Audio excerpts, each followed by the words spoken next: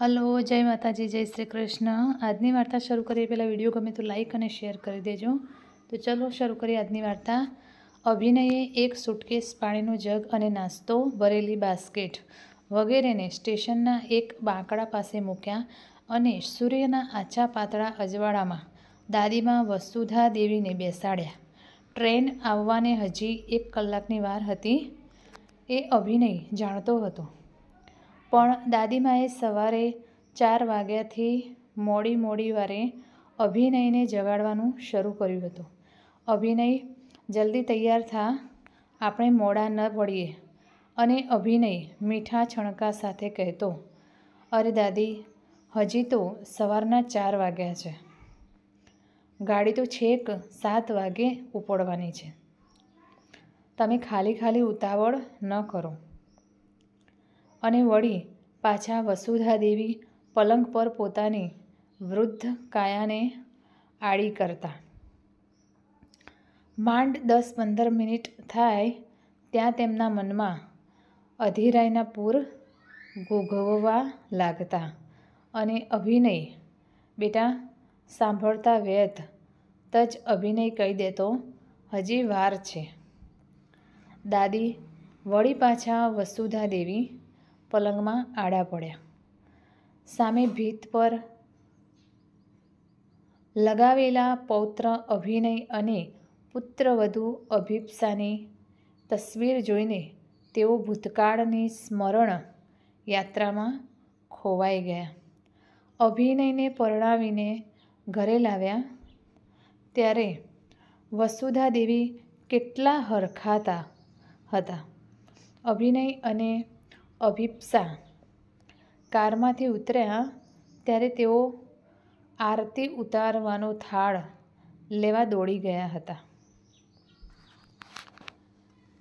અને પૌત્રવધૂનું સ્વાગત કરવાની એમણે હજી શરૂઆત કરી ત્યાં ભરી સભામાં અભિપ્સાએ કહ્યું હતું, દાદીમા, આજે આરતી ઉતારો અને આવતીકાલે ઉધડો લો। એવી બેધારી નીતિ ન દાખવવી હોય તો જ આજે ઉતારવા દો। કોઈ સ્વાગત શરૂ કરી પાછળથી રંગ બદલે એ મને લેશમાત્ર પસંદ નથી। અને વસુધા દેવીએ આંચકો અનુભવ્યો હતો। તેમની આંખમાં આંસુ આવી ગયા હતા, પણ પોતાને ઘેર અવસર હોવાથી હસીને બાજી સુધારી લીધી હતી। પુત્રના લક્ષણ પારણામાંથી અને વહુના લક્ષણ બારણામાંથી એ ઉક્તિનો આજે તેમને પ્રત્યક્ષ પરચો થઈ ગયો હતો। જાનમાં સાથે આવેલા સગાવ્હાલા પણ ગણગણાટ કરવા લાગ્યા, જોયું, મોટા ઘરમાં લગ્ન કરવાનું પરિણામ? અરે, અમને તો લગ્ન વિધિ દરમિયાન અભિપ્સા જે રીતે બેઠી હતી એ જોતાં જ લાગ્યું હતું કે આ છોકરી ભારે ઘમંડી છે। બિચારા વસુધા દેવી એકના એક પૌત્રને દુઃખ વેઠીને મોટો કર્યો, છતાંય ઠરવા વારો આવ્યો ત્યારે લમણે લખાઈ ઘમંડી પૌત્રવધૂ। ચોતરફથી આવતા આ બધા વ્યંગબાણો વસુધા દેવી સાંભળી રહ્યા હતા। અકસ્માતમાં એક સાથે મૃત્યુ પામેલા પોતાના પુત્ર સ્વમાન અને પુત્રવધૂ પવિત્રાને યાદ કરીને તેમની આંખો ભીંજાઈ ગઈ હતી। લગ્ન પૂર્વ જ્યારે અભિપ્સાએ પિતા વિવાહની વાત લઈને આવ્યા ત્યારે અભિનયે લાગણીથી છલકાતા જે શબ્દો કહ્યા હતા તે વસુધા દેવીને યાદ આવી ગયા। અભિનયે કહ્યું હતું, જુઓ વડીલ, મારા દાદીમા મારી મમ્મી છે, મારા પપ્પા છે, મારું સર્વસ્વ છે। દાદીમાની આંખે તો આ જગતને જોવાનું શીખ્યો છું। મારા મમ્મી પપ્પાના અવસાન પછી દાદીમાએ મને પોતાના જીવ કરતાં પણ અધિક જાળવ્યો છે। મને પિતાની ખોટ ન સાલે માટે દાદીમાએ નારી મટી નરનું રૂપ ધારણ કરીને મને એકલે હાથે મોટો કર્યો છે। આજે જવાબદારીના અંચળામાંથી મુક્ત કરી મારે એમને ચેન, આરામ અને શાંતિની જિંદગી અર્પવી છે। અભિપ્સા, એ જવાબદારી નિભાવી શકવા માટે મારી જીવન સંગીની બનવાની હોય તો જ એને મારે ત્યાં મોકલજો। મારી અને દાદીમા વચ્ચે દિવાલ બનનાર નહીં, સેતુ બનનારની જરૂર છે. અને અભિપ્સાના પપ્પા અભિનયનો પોતાના દાદીમા પ્રત્યેનો પ્રેમ જોઈ ગદ્દ થઈ ગયા હતા. એમણે એટલે જ કહ્યું હતું, અભિપ્સા પણ માતૃપ્રેમ વંચિત છે. દાદીમા તો માતા પિતા અને દાદીજીના પ્રેમનો સંગમ છે. મારી દીકરી સેતુ બનવાના હેતુથી જ તમારા ઘરમાં આવી રહી છે. અને દાદીમા વસુધા દેવીની ઈચ્છા જાણ્યા પછી અભિનયે અભિપ્સા સાથે લગ્ન કરવાની હા પાડી હતી. અભિનય આજે 25 વર્ષનો થયો. છેલ્લા 20 વર્ષથી દાદીમા તેનો પડછાયો બનીને જીવતા હતા. સ્કૂલમાં એ હાયર સેકન્ડરી સુધી ભણ્યો ત્યાં સુધી દાદીમા જાતે જ નાસ્તો લઈને સ્કૂલે જતા.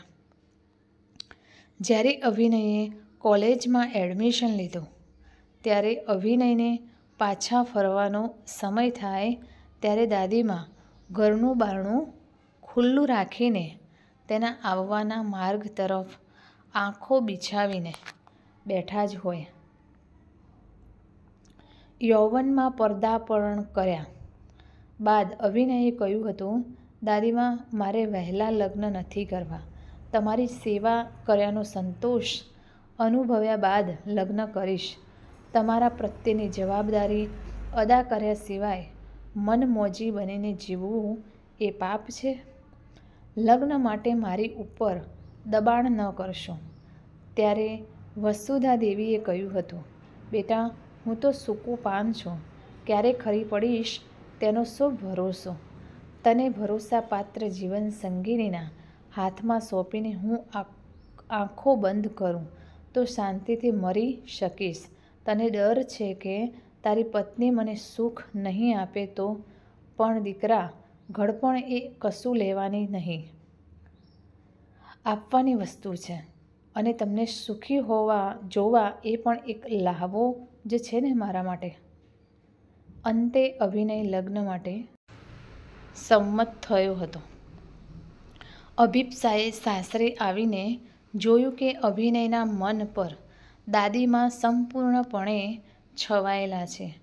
ઊંઘતા દાદીમા, જાગતા દાદીમા, હરતા ફરતા પણ દાદીમાની વાત. જ્યારે અભિનય નવરો પડે એક જ ધમકી, અભિપ્સા, જે દિવસે દાદીમાને તું નારાજ કરીશ તે દિવસે તારો પગ આ ઘરમાં નહીં રહે. અભિપ્સાને ધીરે ધીરે લાગવા માંડ્યું કે દાદીમા જ પોતાના સુખના માર્ગમાં કાંટો છે. દાદીમા જો પોતાના ગામ જતા રહે તો અભિનય સાથે તે પોતે નિરાંતે જીવી શકે. અભિનય અત્યંત લાગણીશીલ છે. એને પોતાના તરફ વાળવાનું શક્ય નથી. એટલે અભિપ્સાએ નાની મોટી વાતોમાં છણકા છાકોટા દ્વારા દાદીમાને પજવવાનું શરૂ કર્યું. અભિનયની હાજરીમાં દાદીમા પ્રત્યે અત્યંત લાગણી દેખાડતી, પણ અભિનય ઓફિસે જાય એટલે દાદીમાના માથે ત્રાસની વણઝાર શરૂ કરી દેતી. છતાંય દાદીમા અસંતોષ કે ફરિયાદનો અણસાર પણ અભિનયને આવવા દેતા નહીં. એકવાર અભિનય ઘરે વહેલો આવી ગયો હતો. દાદીમા ચા બનાવતા હતા અને અભિપ્સા ઇઝી ચેર પર રિલેક્સ થતાં કહી રહી હતી, ચા સાથે પાણીનો ગ્લાસ લાવવાનું તો યાદ રહેશે ને? અભિનયની આંખમાંથી અંગારા ઝરવા લાગ્યા હતા, પણ દાદીમાએ પરિસ્થિતિ સંભાળી લેતા કહ્યું હતું, આજે અભિપ્સા સાથે મેં એક શરત લગાવી હતી કે તું જીતે તો મારે ચા બનાવવી અને હું જીતું તો તારે ચા બનાવવાની. અભિપ્સા જીતી અને હું હારી એટલે ચા ના બનાવવા માટે મને ખૂબ વારી, પણ મેં શરત પૂરી કરવાનો આગ્રહ કર્યો એટલે એ વિચારી શું કરે? અને ભોળા અભિનયે દાદીમાની વાત માની લીધી. અંતે અભિપ્સાનો ત્રાસ વધી જતાં હવાફેર માટેનું બહાનું કાઢીને વસુંધા દેવીએ પોતાને ગામ જવાનું નક્કી કર્યું હતું. અભિપ્સાએ આગલે દિવસે ધ્રુસકે રડવાનું નાટક કરીને દાદીમાની ખોટ સાલવાની વ્યથા વ્યક્ત કરી હતી, પણ અભિનયે તેને આશ્વાસન આપ્યું હતું, અભિપ્સા, તું તો દાદીમાને મારા કરતાં પણ વધુ વાલી છે. એમ ઢીલી થઈશ તો દાદીમાં ભાંગી પડશે અને ક્યાં કાયમ માટે ગામ જાય છે. થોડા દિવસ પછી પાછા આવી જશે આપણી પાસે. દાદીમાં અભિનયથી અલગ થવાની કલ્પના પણ કરી શકતા નહોતા. દાદીમાં વિચારોમાં ખોવાયેલા હતા ત્યાં જ અભિનયે બૂમ પાડી, દાદી પહેલાં તો સ્ટેશન જવાની ઉતાવળ કરતા હતા, હવે શું થયું? ઊંઘ આવી ગઈ કે શું? જવાનું માંડી વાળો, દાદી સૂઈ જાઓ તમે. અભિનયની બૂમથી વસુંધરા દેવી વિચારતંદ્રામાંથી સફાળા જાગી ગયા હતા. અરે ના બેટા, મારે જવું છે.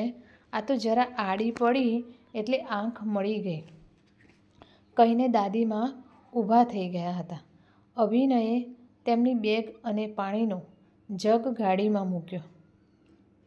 અભિપ્સાએ વિદાય વેળાએ કહ્યું હતું, દાદીમાં, તમારાથી વિખૂટા પડવાનું દ્રશ્ય મારાથી સહન નહીં થાય એટલે હું સ્ટેશને નહીં આવું.